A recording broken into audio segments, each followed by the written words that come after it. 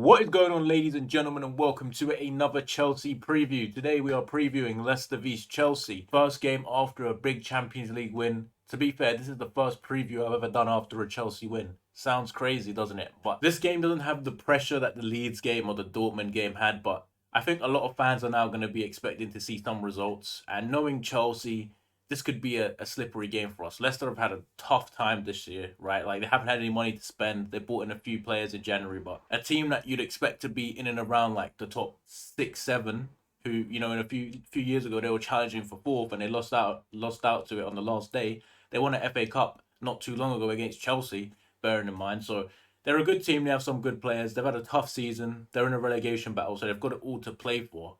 That's for sure. And Chelsea, well, what do we have to play for in the league anymore? Except for pride, right? We've got the Champions League draw coming up. I feel like it's a good thing that we won that Champions League tie, because then most of our players would probably have quit and stopped playing and stopped trying. So, this Leicester game, while I am confident that we should get a result away at Leicester, I still have those reservations of Chelsea could just not try it, and we've seen that plenty of times. There's not really too much to say about this game. Leicester are really struggling. They lost to Southampton. Like, you think the teams who have lost to Southampton in the last 3 months, and one's Chelsea and one's Leicester, so surely we could beat them.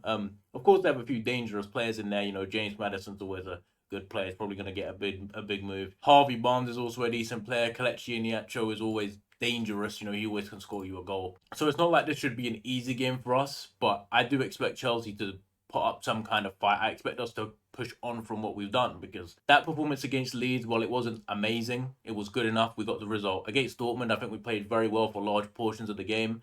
As soon as we thought the game was won, we sat back, we defended, and we couldn't concede. And I think it's a key that we stick with this 5-back or this 3-back, whichever way you want to spin it. It's a 5-back to me. I think that we look way more solid. I think that Reece James and Chilwell are two players who look a bit lost, especially Ben Chilwell in the back four. He really struggles with the defensive part. But when you put him in a back five, he has way more freedom and he looks really, really good. Hopefully, we're going to get another really good Chelsea performance and they're going to build off what they did. Now, is there a chance that Graham Potter decides to throw a spanner in the works and switch up the team because they're tired from Dortmund or something? I really hope not. But we're going to get straight into the team that I've gone for. This is Leicester's last lineup. That's how we do it.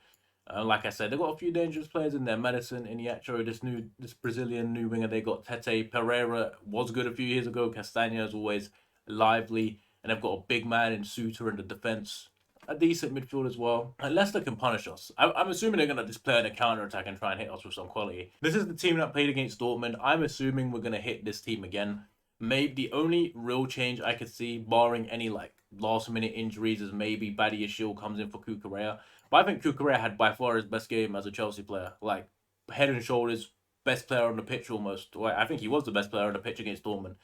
Like, his forward passing was really, really good. Of course, you lose a bit of the aerial threat that Badiashile gives you, right? And that presence. But on the ball, he was really good, really aggressive, quite mobile. And he can also do those overlapping runs because he is a fullback. He has got that quality. I think the front three, I think Enzo and Kovacic did really well. I'd still like to see us play a bit more down the right. I mean, Reece James is not getting a lot of service. He's not getting a lot of touches, which is a bit of a worry for me because he's one of our most effective players when used correctly. Will Graham Potter maybe change the front three? I think if there is one area of the pitch that didn't look all that good against Dortmund and Leeds, it was our front three still look a bit off.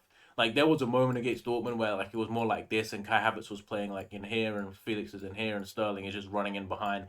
And he wasn't really timing his runs. And we've seen in the Prem, when teams sit back, Kai Havertz becomes useless because he's just kind of in between all these players back here and it's just what's going on? So we'll see if he decides to switch it up. I wonder what the status on N'Golo Kante is as well. Will N'Golo Kante be on the bench at least for this game?